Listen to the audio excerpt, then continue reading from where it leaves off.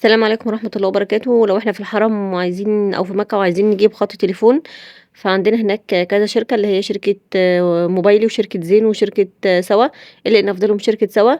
في هناك الباقات بتبدأ من أول 35 ريال، بنشترك في الباقة دي بتبقى تقريبا 5 جيجا، وبتدينا يعني دقايق للاتصال العادي المحلي ودقايق للاتصال الدولي، بس طبعا الدقايق ما بتبقاش كتير، بيبقى الاعتماد أكتر إن احنا نتصل عن طريق الإنترنت النت وكده.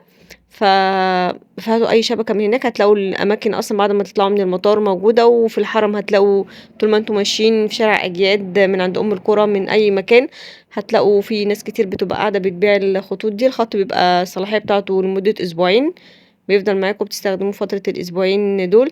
طيب الأفضل إن إحنا نجيب خط موبايل والّا نشغّل خدمة اللي هي التجوال؟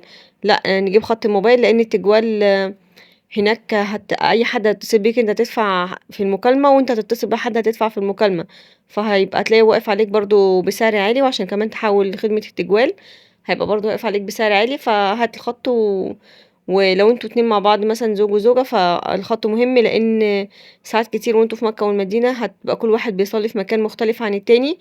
ممكن تدخلوا أصلًا من بوابة عشان هو مثلًا يطوف أو كده، أو أنتِ تطوفي، أو مثلًا تخشوا الحمام أو أي حاجة وتتوهوا من بعض. فلا إما أنتم تبقوا متفقين بقى على مكان تتقابلوا فيه، لا إما لازم تشتروا الخط، هيبقى مهم جدًا.